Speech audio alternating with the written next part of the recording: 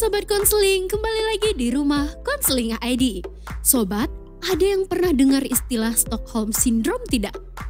Nah, bagi sobat yang tidak mengetahuinya, kita akan membahasnya singkat di rumah Konseling ID.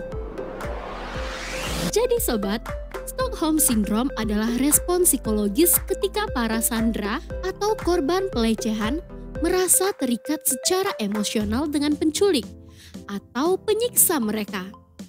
Hubungan psikologis ini berkembang selama berhari-hari, berminggu-minggu, berbulan-bulan, atau bahkan bertahun-tahun selama periode penahanan atau pelecehan. Sindrom ini membuat para sandera atau korban pelecehan yang seharusnya merasakan ketakutan dan tertekan, malah menjadi bersimpati atau bahkan jatuh cinta dengan pelaku penyandera atau pelecehan. Seiring berjalannya waktu, beberapa korban mulai mengembangkan perasaan positif terhadap pelaku karena pelaku menunjukkan kebaikan kepada para sandera atau setidaknya menahan diri untuk tidak melukai mereka. Mereka bahkan mungkin mulai merasa seolah-olah mereka memiliki tujuan yang sama.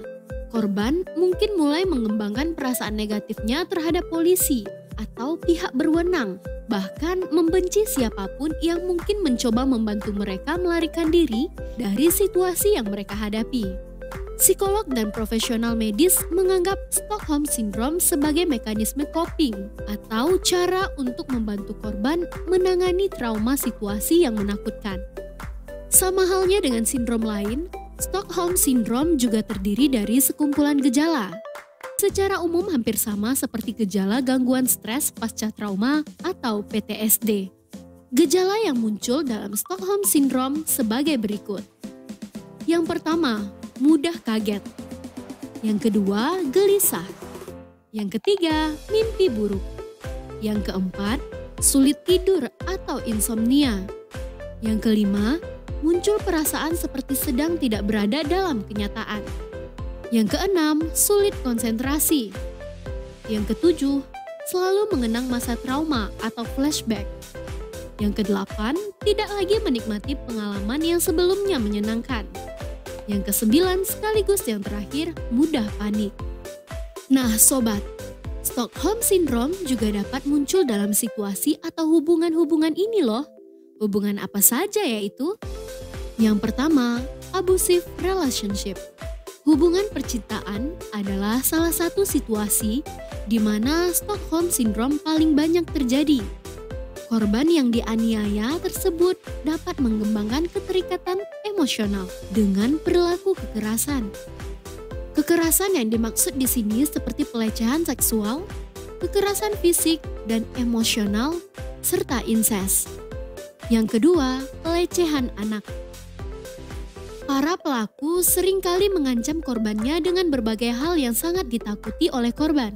Bahkan yang terburuk mengancam akan mencelakai atau menghilangkan nyawa korban. Para korban mungkin mencoba untuk tidak mengecewakan pelakunya dengan bersikap patuh. Pelaku kekerasan juga dapat menunjukkan kebaikan yang dapat dianggap sebagai perasaan yang tulus.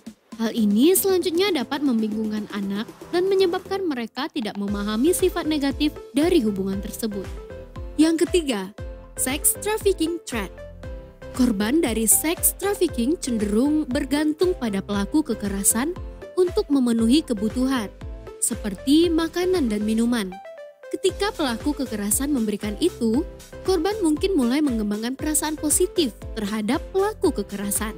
Mereka mungkin juga menolak bekerja sama dengan polisi karena takut akan pembalasan atau berpikir bahwa mereka harus melindungi para pelaku untuk melindungi diri mereka sendiri. Yang keempat, sport coaching. Terlibat dalam olahraga adalah cara yang bagus bagi orang untuk membangun keterampilan dan hubungan. Sayangnya, beberapa dari hubungan tersebut pada akhirnya memiliki kemungkinan negatif. Teknik pembinaan yang keras bahkan bisa melecehkan. Atlet mungkin mengatakan pada diri sendiri bahwa perilaku pelatih mereka adalah untuk kebaikan mereka sendiri. Dan ini, menurut sebuah studi pada tahun 2018, pada akhirnya dapat menjadi salah satu bentuk sindrom Stockholm. Nah Sobat Konseling, sekian informasi yang Rumah Konseling ID sajikan mengenai Stockholm Syndrome.